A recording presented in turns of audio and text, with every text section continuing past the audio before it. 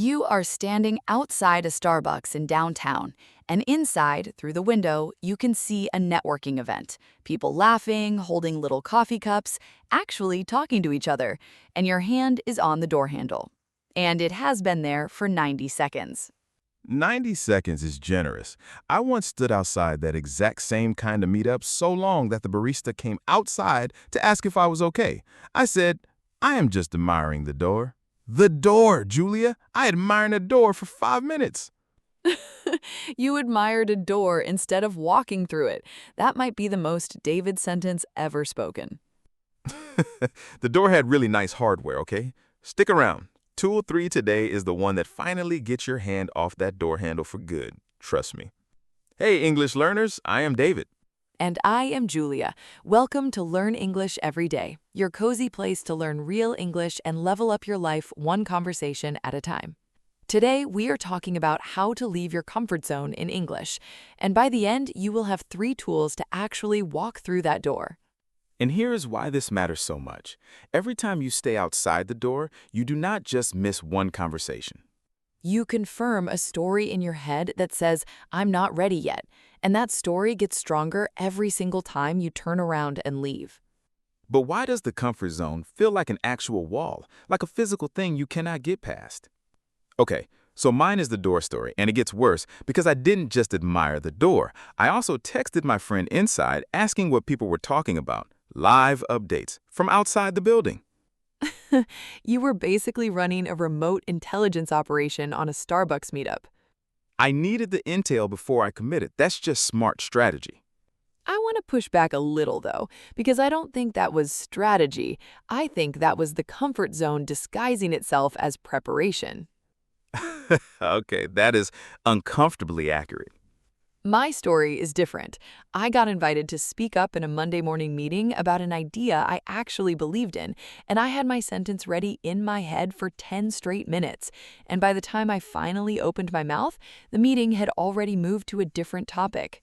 You missed your own window. I missed my own window, David, because I was so busy perfecting the sentence inside my head that I forgot the meeting keeps moving whether I'm ready or not. See, at least I made it outside the building. You were in the room and still missed it. That's fair, actually. Today's episode is B1 to B2, by the way. Clear, natural, real conversation English. Perfect for intermediate learners. Okay, now that we understand why the comfort zone feels like a wall, let's break through it. So here's the psychology, quickly. Your brain treats an unfamiliar social risk almost as the same way it treats physical danger. Speaking up, walking into a new room, using English in front of strangers. Your brain flags all of that as unknown, and unknown feels unsafe. So the door is not really a door. It is my brain pretending the Starbucks is a cliff edge. Exactly that dramatic, yes. And here is the honest part. It's not that you're shy or that your English isn't good enough. It's that nobody ever taught you how to move forward while your brain is still shouting unsafe. So the goal is not to make the fear disappear. The goal is to move anyway. And tool number 3 today is the one most learners never even try, because it sounds almost too small to work, but it's the one that finally makes leaving the comfort zone sustainable, not just a one-time brave moment. We'll get there. Tool number 1, the tiny door. The tiny door. Please tell me this is not a metaphor about my actual door problem. It is 100% about your actual door problem. The tiny door means you don't aim for the huge, scary version of the challenge first. You aim for the smallest possible version of stepping outside your comfort zone. So instead of walk in and talk to everyone at the party, Don't say, I have to walk in and be the most confident person in the room. Say, I just have to say one sentence to one person. That's it. That's the whole tiny door. that feels almost too easy. Isn't that cheating a little? It's not cheating, it's strategy. Your brain resists the huge leap, but it barely resists a tiny step. And once you're through the tiny door, you're already inside the room. The hard part was never the whole party. It was that first sentence. Let's do a role play. I'm standing outside the door again, and this time I use the tiny door. All right, go ahead. I'll be the stranger inside. Hi, is this seat taken? Nope, go ahead. Thanks. Honestly, I almost didn't come tonight. Really? Why not? I don't know. New places always feel a little intimidating. But here I am. Did you hear that? David didn't walk in and deliver a whole speech. He said one honest sentence to one person, and just like that, he was already having a real conversation. The tiny door got me through the actual door. Loading complete. Haha, there it is. The loading wheel makes an appearance again. Tool number 2, the awkward welcome. The awkward welcome. That sounds like the opposite of what we want. It sounds that way, but it's not. Most of us treat awkwardness as proof that we're doing it wrong. The awkward welcome means you expect the awkward moment on purpose, and you let it happen without panicking. So instead of, if this feels awkward, I have failed, Say, this is supposed to feel a little awkward. That's just what stepping outside comfort actually feels like. You literally welcome it in like an expected guest instead of treating it like an emergency. I want to push back here. If I welcome the awkwardness, doesn't it just become more awkward, like I'm announcing it out loud? You don't have to announce it out loud. You just stop fighting it internally. The fighting is what makes it feel unbearable. The moment you stop resisting it, it becomes just a normal, slightly uncomfortable 5 seconds. That's all it ever was. Okay, that's annoyingly reasonable. I'm on a roll today. Let's do a role play. Julia, you ask me a question and I fumble it a little, and you watch me use the awkward welcome, kind of like that panic you get in a job interview. David, so what do you actually do for work? I do... Pause. Honestly, I just froze for a second there. Pause. I work in marketing, mostly on the writing side. Did you hear that pause? He didn't apologize 5 times or spiral. He just let the awkward second exist, named it once calmly, and kept going like it was nothing. Because it was nothing. One awkward second isn't a disaster. It's just Tuesday. The awkward welcome basically gives the loading wheel permission to spin for 1 second without shame. The loading wheel has rights now. We're building quite the resume for this wheel. Tool number 3, the one from the very beginning. The one you tease? This is it? This is it. Tool number 3, the repeat rep. Okay, tell me. Most people treat leaving their comfort zone as one big, brave, one-time event. Walk in once, survive it, done. Back to safety forever. The repeat rep means you treat it like a small rep you do again and again on purpose, the same way you would repeat any exercise. So it is list one heroic moment and more showing up to the gym on a normal Tuesday. Exactly that, because one brave moment does not shrink the comfort zone permanently. It just proves you survived once.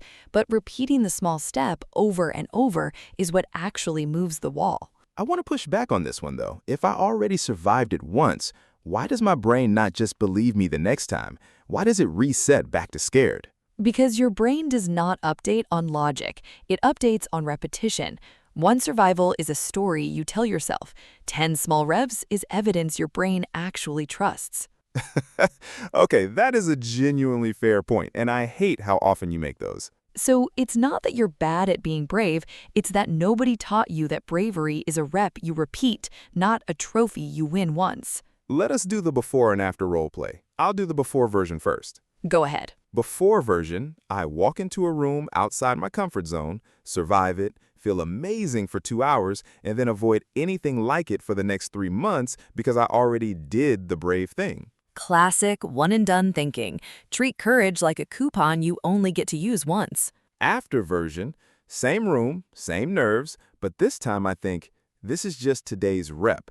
Tomorrow there will be a smaller version and I'll do that one too. And it genuinely feels lighter because there's no pressure to make it perfect or permanent. Did you hear that? The repeat rep does not make the fear disappear either. It just makes the fear irrelevant because you were never trying to feel fearless. You were just trying to log the rep. This really is the one that changes everything underneath. Tool 1 and 2 get you through one door. Tool 3 is what gets you back to the next door tomorrow. Exactly. The tiny door and the awkward welcome handle the moment. The repeat rep handles the pattern. Loading, loading. No, wait, no more loading jokes. I'm putting the wheel into permanent retirement. The wheel is retiring for real this time. Somebody get it a little gold watch. A gold watch for a loading wheel is exactly the kind of ceremony this channel deserves. Before we close, let us slow down and go through 5 words you heard naturally today. Word 1, comfort. Comfort. It means a feeling of ease, safety, and no stress or difficulty.